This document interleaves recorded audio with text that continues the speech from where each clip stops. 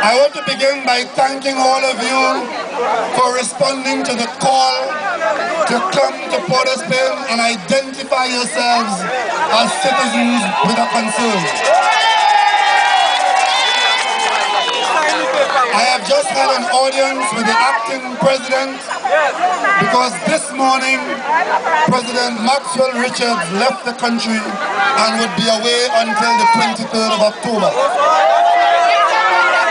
But the office of president continues and is occupied by the president of the Senate, Senator Timothy Hammer-Smith. He has just granted me an audience. I was accompanied by some very well-known citizens whom I'd like to thank for being here, and I'd like to identify to you. I would like to identify on my immediate right, Mr. Kirk Megu. On his right, Mr. Vincent Cabrera. On his right, Mr. David Abdullah.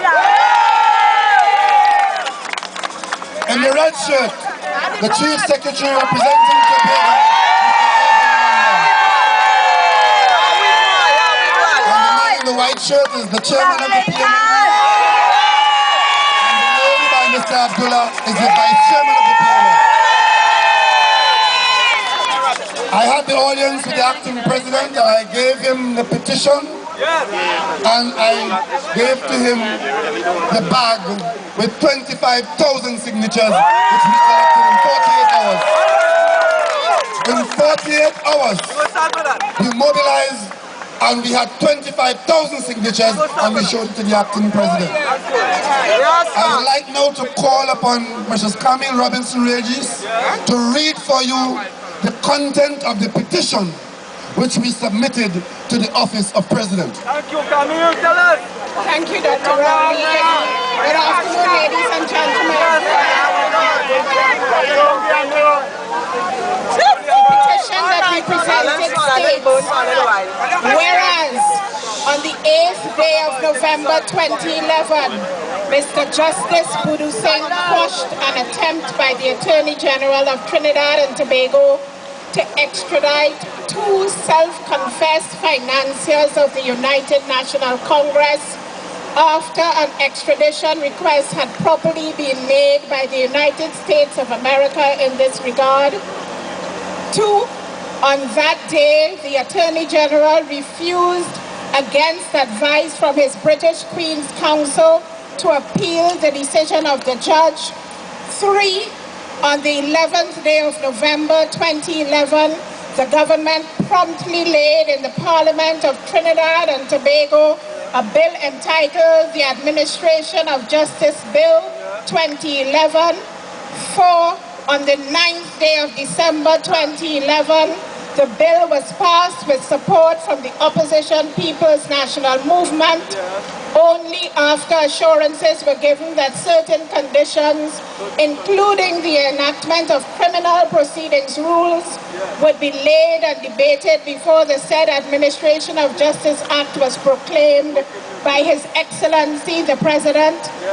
There was never any expectation on the part of the Parliament that there would be any partial proclamation of any part of this act. In fact, this or similar development was expressly forbidden by way of the assurances obtained from the government. 5, on the 28th day of August 2012, a very limited section of the said Administration of Justice Act, the amnesty section, was proclaimed by Your Excellency the President after purportedly being ordered by the Cabinet of Trinidad and Tobago through the Attorney General to proclaim the said act. 6, at the time the act was proclaimed, none of the assurances given in the Parliament to await the laying of the rules had been met. 7, at the time the act was proclaimed, the Minister of Justice, who had portfolio responsibility for the Cabinet note that the Attorney General promptly acted upon, enjoyed and continues to enjoy a close relationship with at least one of the beneficiaries of the amnesty contained in the Act. 8, the government of the United States of America has expressed its concern and displeasure at the developments set out above, which will have the effect, whatever the Parliament has done now, to free certain individuals wanted by the government of the United States. 9 other regional states, notably Jamaica, have suffered gravely from extradition requests which have not been honored in good faith as recently as 2 years ago. Now, be it resolved, A, that His Excellency the President raise as a matter of urgency with the Prime Minister of Trinidad and Tobago as part of his constitutionally required consultations with the Prime Minister, the outrage of the national community in this matter.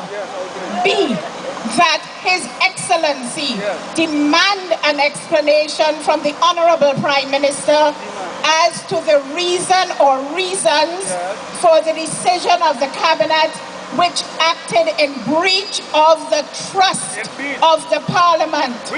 C, that His Excellency the President request the Prime Minister to let him have a written demand to revoke the appointments of the Minister of Justice and the Attorney General of Trinidad and Tobago immediately, so as to avoid further national distress and international opprobrium in this matter. And we, your petitioners, do humbly pray.